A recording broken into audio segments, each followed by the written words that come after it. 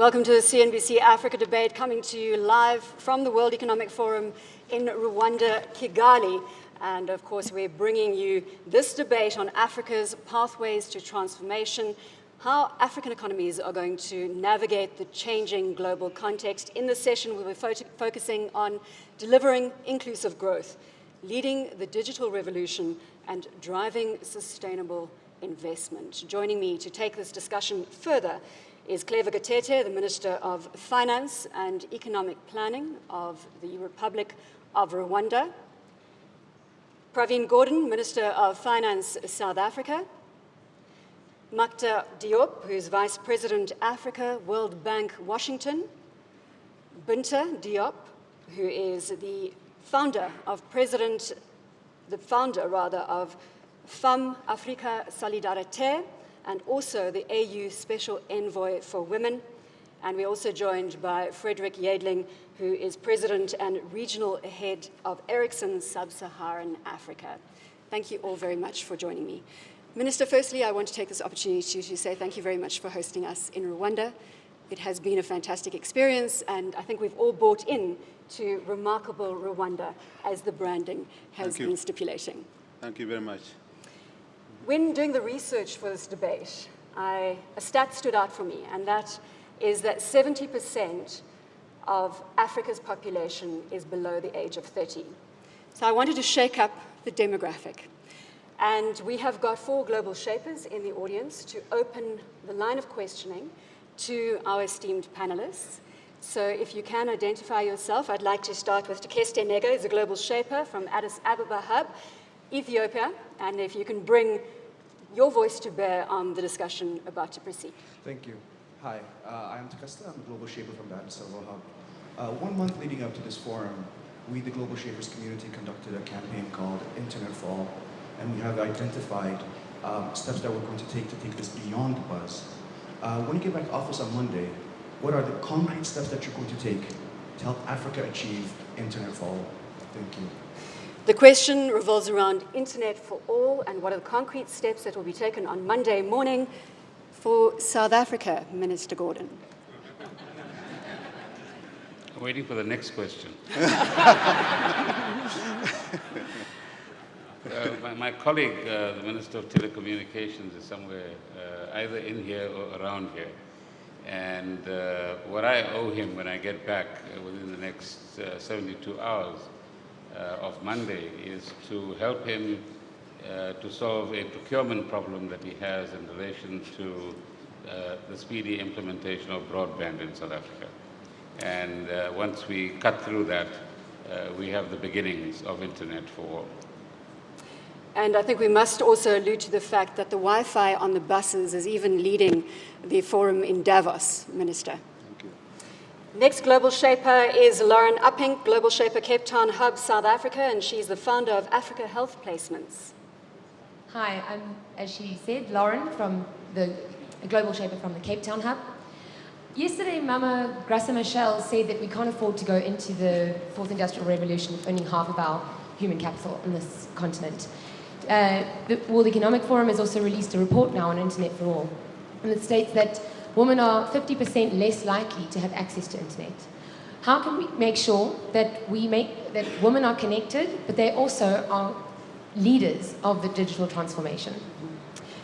Binta, can I put that in your court? Yeah, I think what Mama Graça said yesterday is that we cannot afford leaving the women behind if we wanted to have digital revolution. But there are solutions. I see what internet is doing to the women farmers in Kenya by having access to information, so to the market, so they can sell their product very quickly. So we can see what internet is doing to the women in terms of their health security. Maternal health, we see what it means. So there are so many solutions. So what we are asking to private sector, but also our government, public-private sector, is to invest on the women. Because if we say that, not just about the number that we are 50%, but it makes sense that if you invest in the human capital that are women, If I take again the sector I like very much, which is agriculture, if you empower women in the agriculture sector and you provide them with the necessary equipment, I think that we will be gaining benefit, not just the food security of Africa, but also we will be selling outside. Look at what the Rwanda women are doing in terms of coffee. So we just not produce, but we can also have the economic growth, because if we don't have the women at the table and to be the leadership of our economy, that's why the social inclusion is not happening right now. So I think that internet is going to be the multiplier effect. You know, it will be really the oil and gas of today and tomorrow. You know, so we need to use that to make sure that we empower the women of Africa. Thank you. There's another statement that has been widely made over the course of the World Economic Forum, and that is that you should not invest in women businesses for charity, but rather because they actually do make money. On that note, I'm going to call Raquel Jacobs, Global Shaper, Lagos Hub, Nigeria, founder Beyond the Classroom Foundation. Again, over half the people in Africa are women. Good morning. My name is Raquel Jacobs from the Lagos Hub. Thank you very much. So over the last 2 days, we've talked about a lot of things, about from technology to education to agriculture. And then we have 50 global shapers here who are willing to work in the grassroots to implement what has been said here. So my question is, how can the private and the government work hand in hand with the global shapers to implement what has been said here after we leave? Minister Gatete, followed by Fredrik. Thank you very much for this.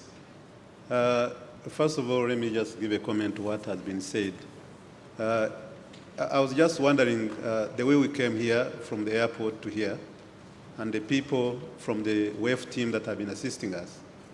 Imagine if they didn't have phones, if they didn't have internet, if they didn't have computers, and we all need to work on our reports. What would have happened? We would have no conference. We would have a conference that would have no results because we are not connected.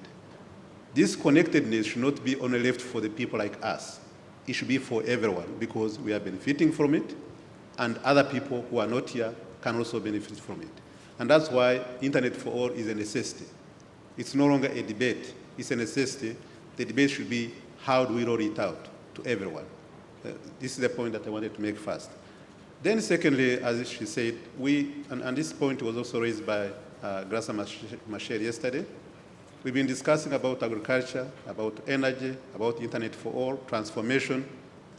And what is required is now, how do we put together the ecosystem of how we implement in view of our means, but we need to start to implement. We may not achieve all at once, but there has to be an ecosystem, there has to be a system of implementation, a system of accountability, a system of follow-up to make sure that everybody is involved. And this is not only for policymakers.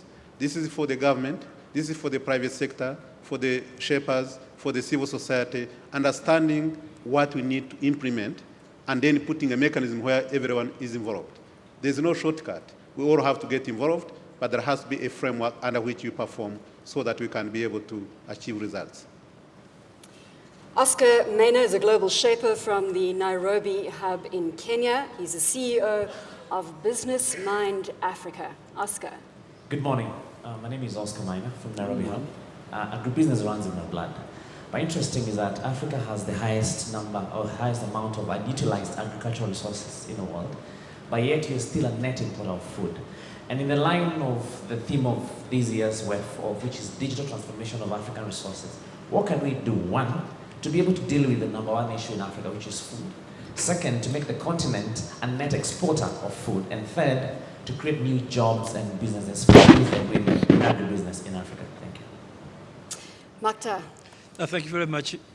I think you spell out exactly the Africa region strategy for this coming year. We have an opportunity. We have the turn down of the world economy where commodity prices have been going down. And with high commodity prices, what will happen in the countries in Africa is that we don't exploit anything else except our oil and gas and mineral. And we left those sectors like agriculture not growing fast. now that we have slowed down in the world economy and we don't have a growth driven by commodity prices, we have a wonderful opportunity to really invest in agriculture. And what starts happening? What are we trying to do in this context? Try to increase the size of irrigated land in Africa. The African continent, I think, only have between 4 and 7% of irrigated land, which is far below any other continent in the world.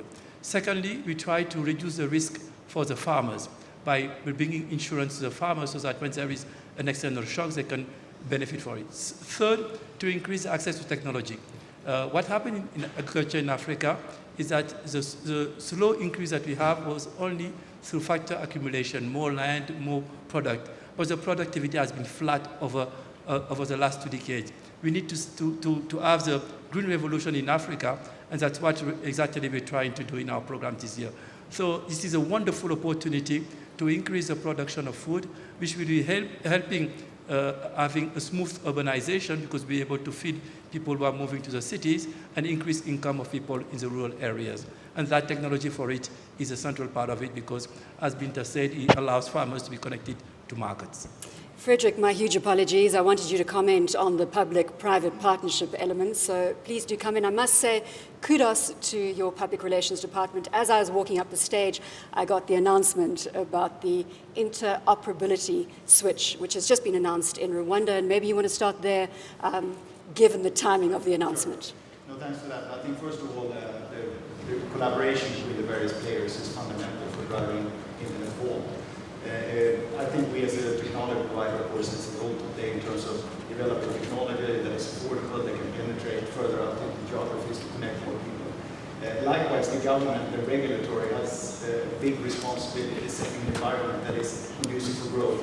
So, Fredrik, we're having a slight problem here. Your mic, unfortunately, is down. The beauty of live television, we're going to fix it, and I'm going to come back to you. So they're going to come up with a handheld mic. Unfortunately, usually we would go to an advertisement break right now, but you're going to see the bare bones of a television studio. Minister Gordhan, you wanted to add, Minister Gatete? I just wanted to add on the point on agriculture that the Vice President of the World Bank has just mentioned. Clearly, this time we should take seriously the issue of productivity. That's why we have been feeling short of, because initially we have left agriculture for the government, for the farmers, and anybody who can support farmers but using the traditional means. To modernize that, productivity becomes the essence, and that's why we look at all the inputs that can increase the productivity part. And also the agriculture infrastructure, such as irrigation and other things that really go into this one to make sure that agriculture becomes a business. And secondly, we also need to look at the value chain, not look at the farmers only, at the primary production, but the whole chain up to the industry level, to make sure that the entire chain works smoothly, including the contract farming, but also looking at the sustainable financing for the entire chain, right from the farmers, but also up to the industries. And once you add value, that's when we get more value for everyone along the chain. And I thought that I wanted to just emphasize that point. Right, we're now going to do this as, I can't hide it from you. The mic is going to get passed to Fredrik. Thank you very much. There we go. Would you like to continue with your comments? Yes, I go from the beginning then, right? No, what I was saying is that on the line of the public and the private partnerships is fundamental. First of all, we have a role as a technology provider to provide technology that's affordable even further out to the next 2 billion that needs to be connected. From a government perspective, regulatory perspective, we need to get mobile broadband plans and spectrum policies that are harmonized across the continent to produce lower cost for production. So those are fundamental pieces. I think what we've done here with government Rwanda, to get back now to the interconnection switch here, that is a way then of actually lowering a fundamental barrier of entry for a lot of people in terms of transaction costs in the financial environment. By then connecting various mobile money platforms between different operators into the Visa world, into the Western Union world, we remove a lot of intermediate transaction fees. And that is a basic or a major hurdle for a lot of people to get into the world of transaction. Fredrik, can I break that down a little? Because, again, just perhaps for lay people out there, essentially what this new system means is that if you are with Tigo and you want to transfer money to MTN, you no longer need to withdraw the cash and then deposit it to MTN. You can make a seamless transaction. Sure. No, that's it. And if we extend that into different type of financial services like insurances or whatever it might be, it opens up a completely different world. And I think when it comes to forming in these things, you need to create an environment where entrepreneurs actually can do a business. And the first step into that is by providing the financial inclusion. And through the system and the mobile money systems and the mobile phones, we believe that's a very good step into the economy to start with. Minister Gatete, you want to come back in? Yeah, I just wanted to come in. This is something really very simple. We've been having interoperability for the ATMs and also for the POS, whereby you can just go to another bank, ATMs, and be able to withdraw money. But if I wanted to use my phone, we have so many of them. The Tigo, Cash, you have, for so many of the telecoms. You cannot use your phone to be able to transfer money from one bank to pay someone who has a different bank from yours or who has a different technology from yours. What we are trying to do is to make sure that also when you're using your phone, you can be able to do all the transactions using the phone. The most important thing that this one brings also is that you don't have to withdraw money. That means that all the money stays in the banking system depending on who you are transferring to, but you are transferring from one bank to another bank to someone's account. But the money stays in the banking system. That means you have an increased amount of money that can be lent out to the population. I think it's important that we spend a little time on this subject because this is leading the digital revolution. And Minister Gordhan, I'm going to come in here. The World Economic Forum Competitiveness Report 2015-2016 had South Africa ranked at 49, leaping 7 places. And the reason that we leapt 7 places is because of technological readiness. That's after 4 years of decline. So this talks to what digital investment in ICT can do for an economy. Yeah, I think you're reinforcing the point, but I think we must be careful, as my colleague said, that even the digital economy requires an ecosystem within which to actually operate. In other words, people must have access, the prices must be reasonable, rural areas must be able to get their access as well. There must be the right balance between private and public sector in terms of the kind of investment and costs and charges that are actually made. And I think what we are realizing in the last, say, 2 years or so is the multiplicity of purposes, as you've just heard, that the digital platform can actually avail, from job seeking to employers finding the right connection. I met somebody last night from South Africa who's doing crowdfunding on a small scale and has already supported the development of a coffee shop after raising 75,000 rands through crowdfunding. And what do you get in return? If you contribute 500 rands, you can have 5 cups of coffee at that coffee shop. 1,000 rands, you can come and have 10 cups of coffee at the coffee shop. But they have generated quite a few businesses in this particular regard. And the key challenge, I think, for our kind of countries is the urban-rural divide and how we can get smallholder farmers, those who have the potential to start commercializing, to start accessing markets. And that's where different types of infrastructure need to be, if you like, coordinated and planned so that there is this marketplace where your product can in fact be sold. For example, there are very successful examples on the continent and in South Africa. For example, cut flowers being supplied to the world, and where the logistics are arranged in a way in which we work as a region to enable that to actually happen. I just wanted to come back on the ecosystem that Minister Gatete said that we need to create the environment for the accessibility. And I go back to the issues of women in agriculture. The government of Africa have committed to provide land to women and the young people to become entrepreneurs, and probably attracting the investors like private sector to invest on all the entrants that we need, and including internet and so on and so forth. But it's not happening. I mean, how many women have access to land right now? In many countries, in some, 70% of women are the farmers or working in the rural areas. Here's But another yet, stat. I'm not interrupting you. You're going to continue. But Visa Kenya is saying more than 125 million women in Africa have no access to formal financial services. This is endorsing the argument that you are putting forward. You started by that, by just looking into the land sector. We are absent, left behind. But if you go to the bank, because we are talking about lending and access to finance, you don't have a title. It belongs to somebody else. So how can you access the finance, the market, if you don't have even a title in your community? So we need really to look into solutions and who get the solution. Government have to make sure that they do what they have to do. And private sector should come in, because government lead the process and do what because they are the one who can open the door at the first stage. So that ecosystem need to be put in place. And I wanted that next year we say that we have solution. This is a good one, where government have provided 30% of arable land and irrigable land to women or to young people that are here. That it happened here, it happened in Kenya, it happened in my country, Senegal, yes, or South Africa. So we say it has happened actually. Second, private sector, like you will say, this is what we put to make sure that it has also happened. And we start counting, we start looking into the indicators, we start monitoring, we start saying it's solution-oriented.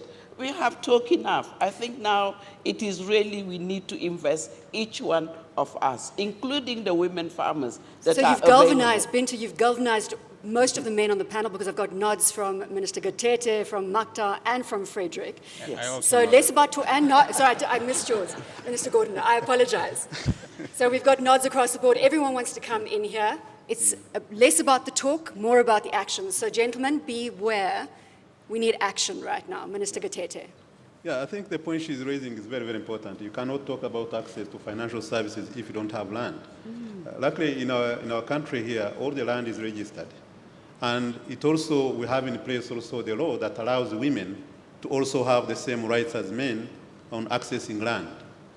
From the time the law was put in place, as of last year's data, we saw that 52% of the land in Rwanda is owned jointly, husband and wife.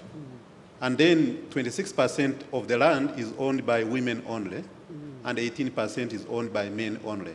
So we could see the benefits, because once you have land, then you can access the financial services because you have collateral, which is needed.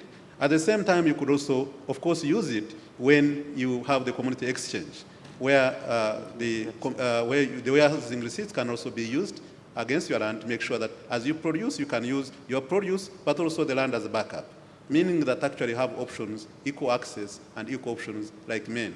Without sorting out the issue of land, it becomes very difficult. Makhtar. Yes, I just want maybe to add another dimension, which is, let's take the analogy of what happened with education. At some point, we went all to increase access to education, but we pay less attention to quality. And as we are expanding the access to internet, we make sure that the quality will be there. And in some cases, we see with the access a declining level of service quality. So it means what? It means we need to have regulators which are stronger. And in the context of Africa, we might want to think more and more about regional regulator. Regulator will cover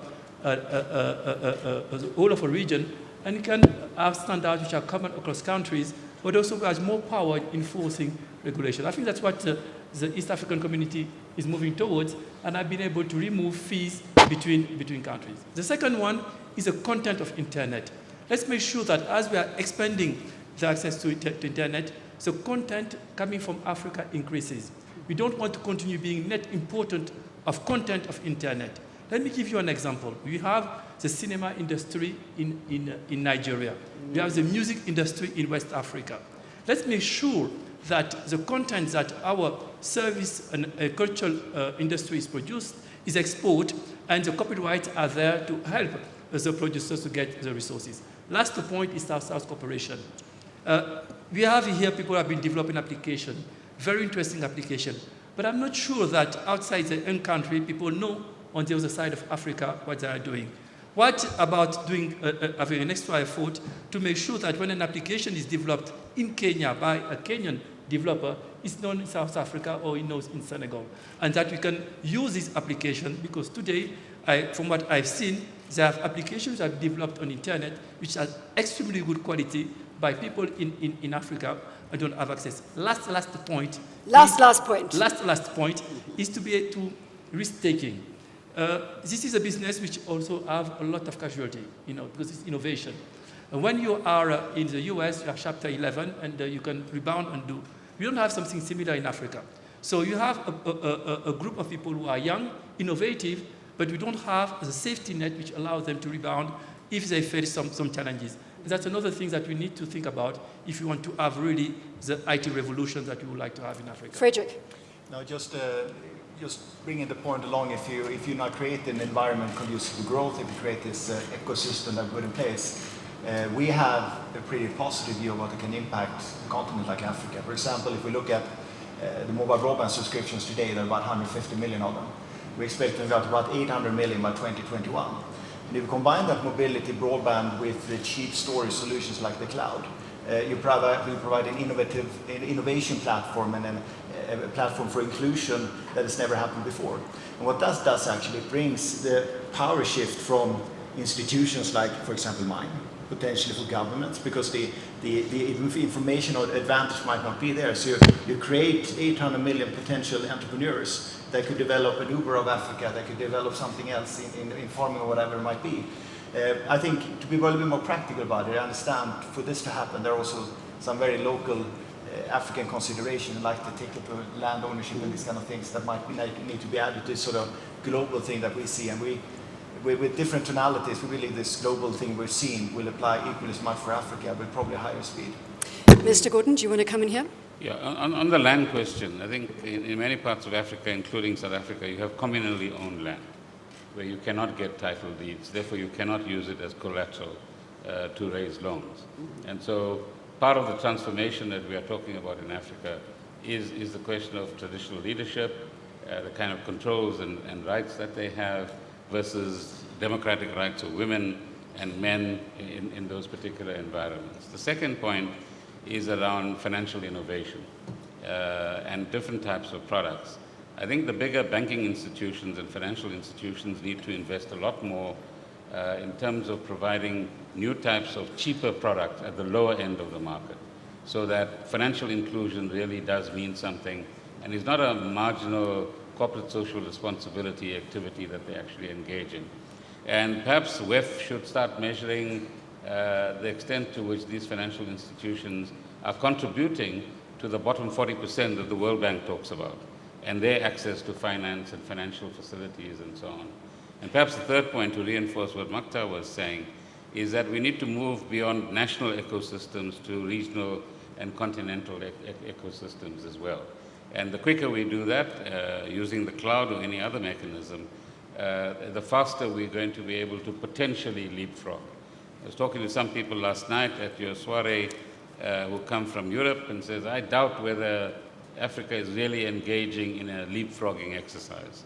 I am sure most of us think that leapfrogging is possible. Rwanda is a good example, and in other cases, other countries are equally good examples as well.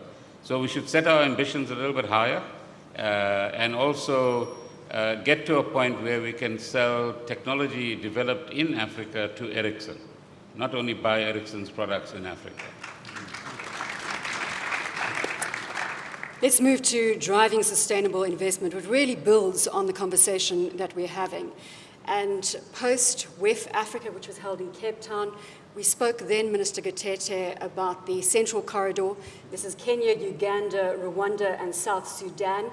I picked up some very tangible results that goods leave the ports now in 7 days, not 1 month, and that telecommunication costs when it comes to roaming have been reduced or capped at 10 US cents per minute, which is much down from the 20 to 22 US cents previously. Now, that has been felt on the ground. Traffic has increased 4 to 5 times in some territories as a result of that capping of the roaming fee, and in some instances, even 9 times. So let's talk about this model, the Central Corridor, and the results that it's yielding, given that leadership of the respective countries involved meets every 2 months. Minister Gatete. Yeah, thank you very much. I think that's a very good point you are raising. And since we are talking about economic transformation, our leaders in the region realize that actually you cannot sustain your economic growth without embracing the regional integration. And it started by we are all in the East African community of 5 countries, Burundi, Rwanda, Uganda, Kenya, and Tanzania. And we realized that we needed to move faster. And we started in the Northern Corridor by the leaders of Uganda, Rwanda, and Kenya, and realizing that actually we needed to do something and to do it very quickly, because as we get more economic shocks, we can rely on the region to become the buffer for us to sustain the growth. And so the point that you are making is, how do we make sure that the people are linked? And that's the first thing that they solved by saying, why don't you allow the people to move freely without needing a passport? Now you can travel from here to Uganda to Kenya without needing a passport. So mobility is key. Mobility is very key. The second is to make sure that people can work in either countries with no restrictions. And at the same time, as you mentioned, rightly mentioned, we need to be one area network for internet, for roaming, and that makes it easier and everybody gains. At the same time, we need to make sure that whoever enters Rwanda can go to other countries as well in terms of tourism. That also we all gain. At the same time, we need to link the payment system so that you can move money around. Now we have the East African payment system linked so that we can be able to pay around. Actually, we're working now on linking the stock exchanges around the region so that you can trade across the border much easier. But at the same time, it was also required that we make sure we remove the non-tariff barriers. As you mentioned, moving the goods from one country to another was very, very difficult. It used to take 21 days. In Rwanda now, from Mombasa to here, and now it is taking 5 days. Why? Because the heads of state took decisions. They moved the roadblocks, they moved the way bridges, enforced the speed at the customs, removed the triple, I would say, payment of the insurance, and making sure that the goods can be tracked by the cargo tracking system. And working together and having one clearance area for, at Mombasa, working for all of us, that really cleared everything. And by the way, with no donor money, with no other money invested, it was just a We're going to talk about the financing solutions in just one moment, because this is obviously a big discussion point. We need to look at innovative financing models for long-term sustainable investment, given the global growth scenario, and of course, China's manufactured slowdown. But I still want to stay. North-South corridor, we're forging ahead with this. Are there lessons to learn? Where are we on the project, Minister Gordhan, as we see it? There was a session this morning where the project is that there's been a handover from one of the institutions, or a collection of institutions, to NEPAD. They've identified a number of sub-projects. A level of planning has actually happened in respect of those projects. And I suppose we are at the point, the pre-implementation point, both in terms of financing and implementation. On the financing question, we're preempting you a little bit, we're going to have challenges, because we still, as somebody put it this morning, the capital markets, the big capital markets, are not quite used to Africa, still work with particular kinds of perceptions of the African continent, have a particular conception of risk and reward. And the reward that's required to invest in South Africa, in many instances, not necessarily all, is at quite a high level. So we've got to work out how we meet those thresholds. But the lesson from East Africa is get on with the implementation. So find a sizable project that there is money for, demonstrate that we can do it with the current financing capabilities that we have on the African continent, and that will inspire others to begin to come into it. And in many of these instances, governments have to lead. And one of the buzzwords at the World Economic Forum here on Africa in Kigali is certainly coming to bankability of projects, bringing projects from the initial stages to bankability. Talk to me about the role that multilateral banks need to play in helping to perhaps, and I'm going to take it a little bit further, de-risk Africa. Yes, I think that Minister Gordhan raised a very important point, which is the market perception of risk in Africa, which is not linked to the fundamentals. When you look at the fundamentals of any economies in Africa and you compare them to the fundamentals of other countries as a part of the world, and you look at the risk premiums that the market is putting, you see that Africa, there is a strong bias, negative bias in Africa. So we need to remove that perception of risk and do everything in that. So it's about property rights, it's about a judiciary system, it's about conflict, it's about a certain number of things that leaders are working on. The second thing is to start finding instruments to de-risk it. And the investment needs in Africa are so important that it's not donor money, it's not public investment, we should be making it. We need to mobilize long-term financing. And where is long-term financing? It's pension fund, it's insurance. So what we would like to work together, and we're putting our mind together to think about instruments of de-risking, on convincing a pension fund manager in the US or in Japan to put 1% or 0.5% of the deposit in a productive investment in Africa. And what we need to do is exactly what Minister Gordhan said. Let's take a project which works, which we can implement them well, and demonstrate to the rest of the world that there is capability in Africa to handle complex projects and to do it well. And I think as we're doing that, we'll be convincing more and more people who are sitting on long-term resources that we need to be able to invest in Africa. The key, obviously, to attract pension fund money and insurance money is to maintain investment grade status. Absolutely. So we've got to work together to do that. Bineta, you want to come in?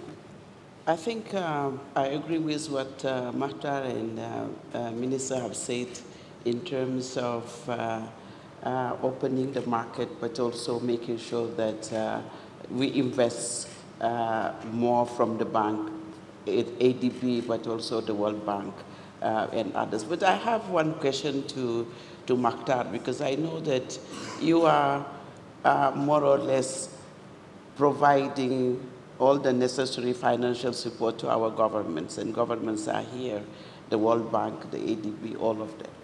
And we see the necessity to invest, not just in the big infrastructure. We need those infrastructure, the road, the airport, and so on.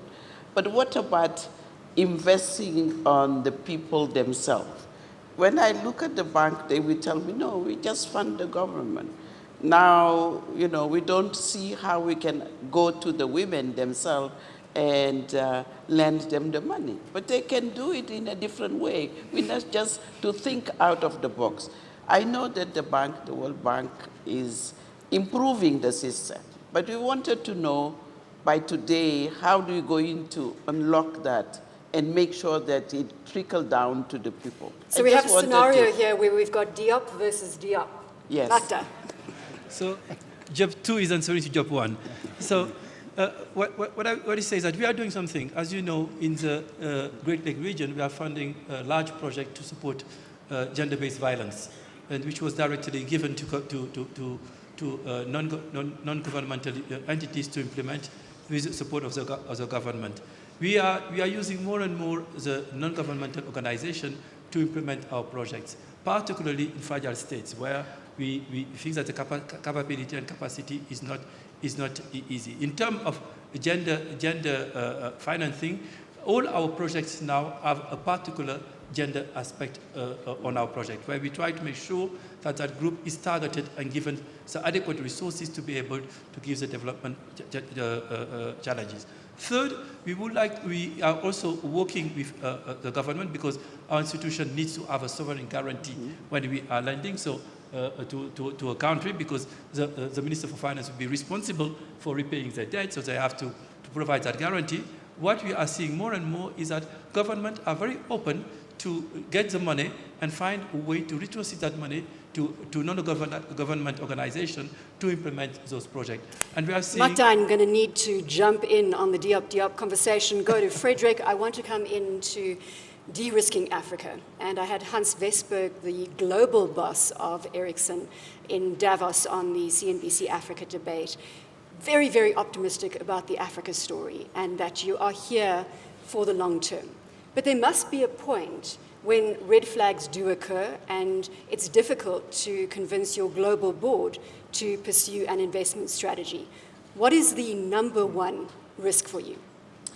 No, but I think, first of all, to the longevity point, not a lot of people might know we've been here 120 years. And that speaks a little bit for the longevity we have in the market. And I think from our perspective, at least what I try to tell my board, is that you need to have a longer-term perspective on Africa, because without doubt there are some hurdles now when it comes to currency devaluations in the markets, etc. What we do to de-risk that, and that's probably the short-term biggest thing for me now, is running this region for Ericsson. And what we do there is we use actually Sweden Inc.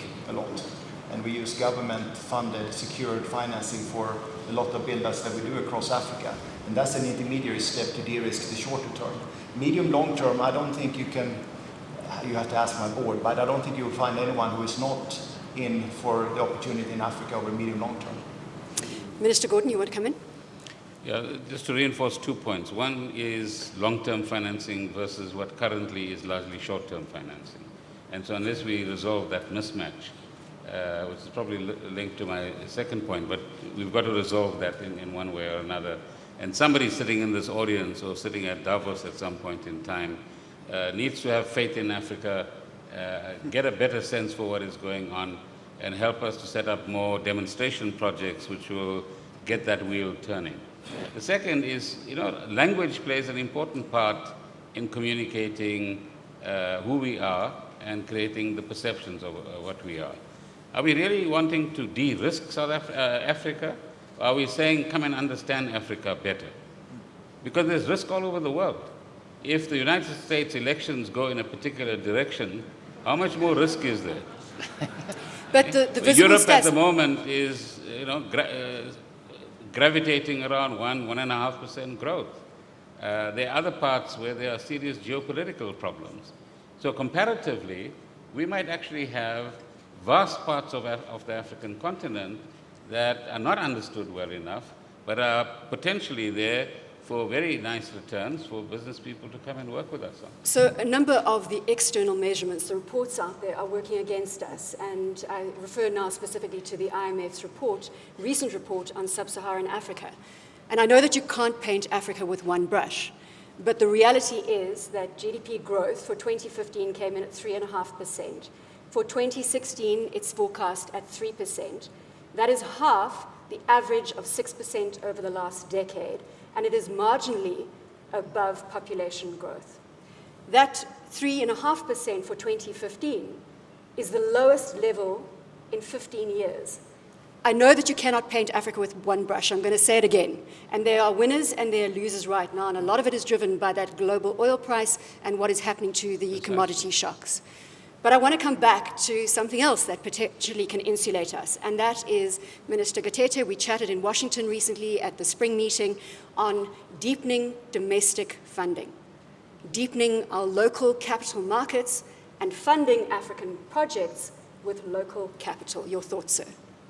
Yeah, thank you very much.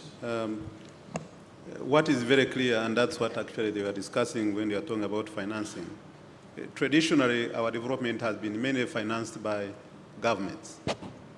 Government from taxes and governments from borrowing from international financial institutions like the World Bank, like ADB and others, and Exim banks.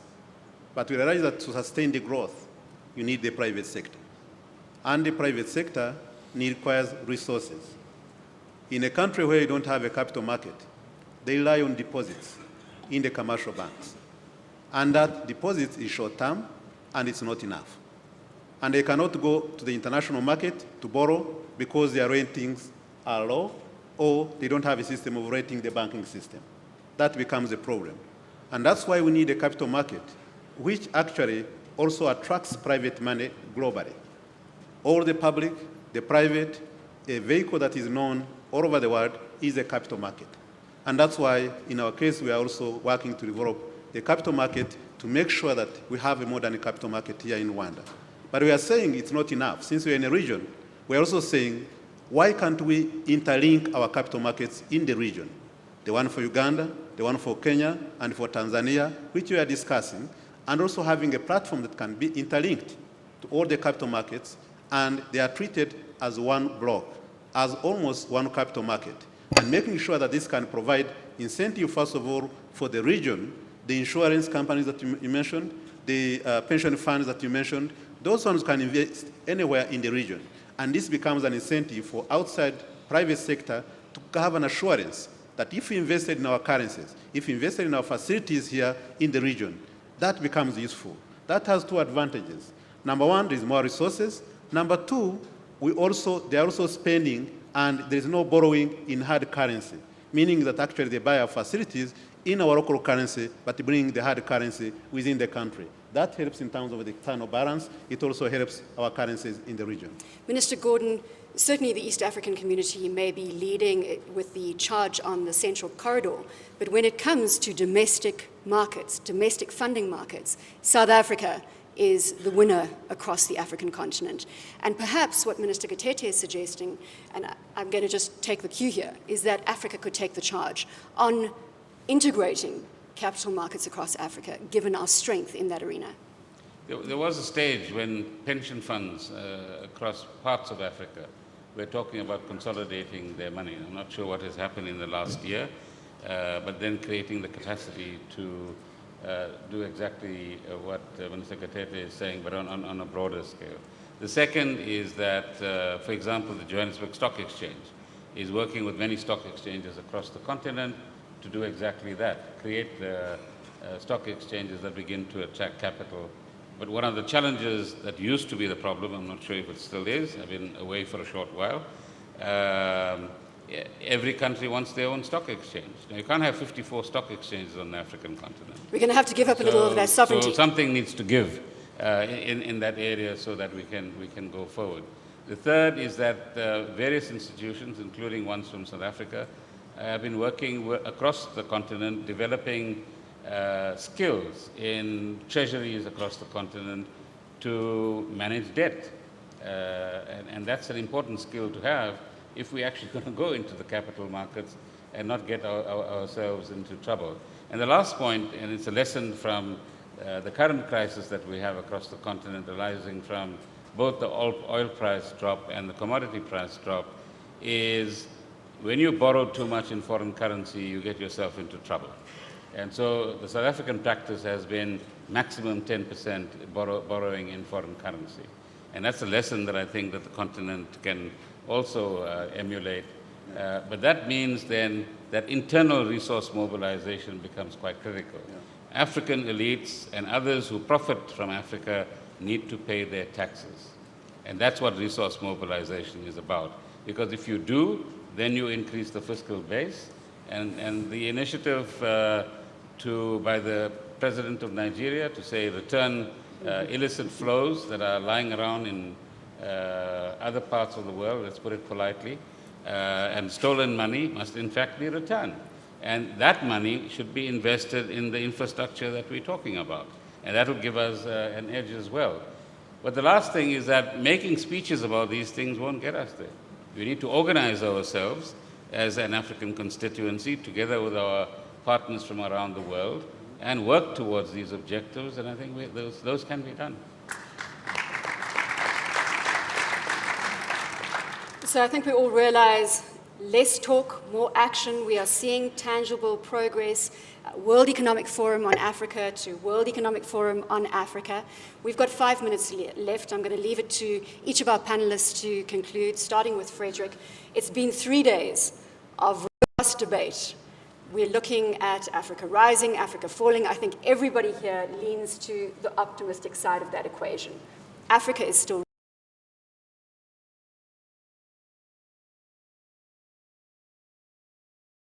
on Africa here in Kigali, Rwanda, over the last 3 days, followed by Bineta, followed by Makhtar, Minister Gordhan and Minister Gatete. Over to you, sir. No, I think what is very positive is that the medium long-term perspective on Africa as a market for us, and the discussions I've had here, is absolutely still there, in spite of small little hurdles around some currency depreciation and something like that, but it's not taking away the long-term attractiveness. So this is a market, at least not from our company.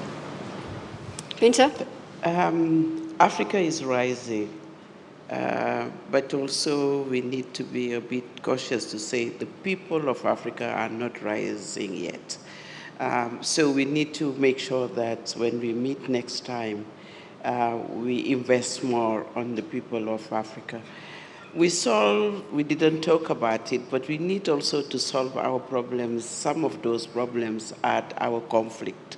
And I think the Northern Corridor is one of the project integration that really make sure that the people, mobility of the people integration, it can prevent, it can help to solve of our problem.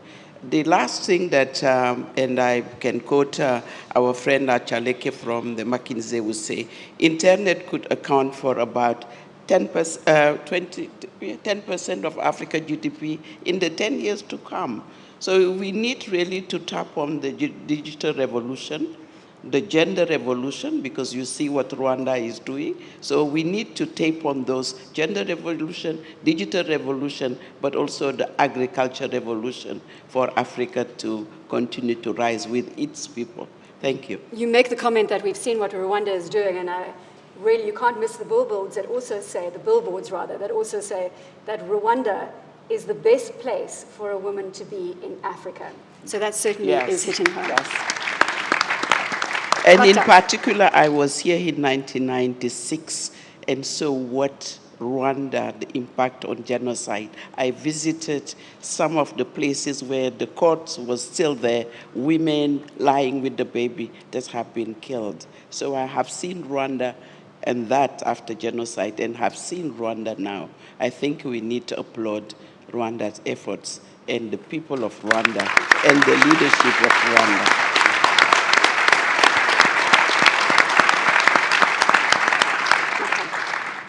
I'll be very short. Implementation. So that's a good lesson of Rwanda. Let's do it. Yes. Second thing, let's trust the youth. This is where our main asset. Minister Gordhan. He stole my line.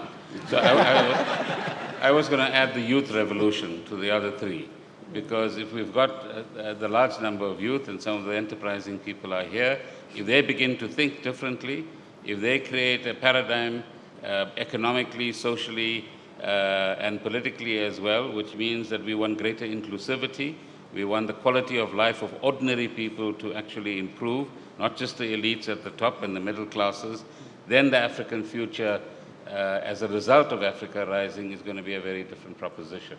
And that's the potential that Africa has through implementation, but in a different way. And that is to demonstrate to the world that we can create, out of the kind of transformation that we are talking about, a more equal society than anywhere else in the world. Minister Gatete. Thank you very much. Really, they have said everything. I just wanted to add that here, the growth that we are talking about should be inclusive in the real sense. And what I mean here is that the growth has filtered down to benefiting the ordinary people in health, in education, in other areas. Number two, we need to focus really on looking at the new sources of growth, making sure that we pay particular attention to the youth and to the women. I remember the president challenged us in government after genocide when he mentioned, especially that's the beginning of the gender, where he said 52% of our population is women. Now, the men are less, they are poor. How are they going to develop the entire economy? And from that point, things changed completely, and that's why we are getting the results that we are getting now. Thirdly, we cannot continue to grow without involving the private sector. We have to find a new model of working with the private sector in terms of growing our economies. And then we need, as Makhtar mentioned, implementation. And finally, all this cannot be done without leadership.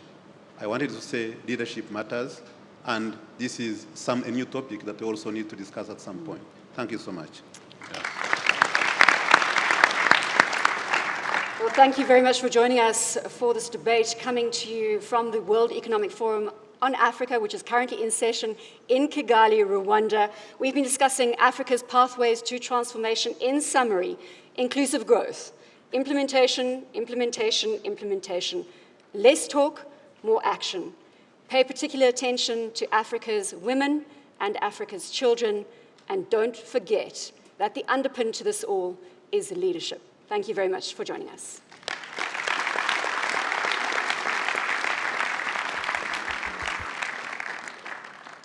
Thank you very much, Minister.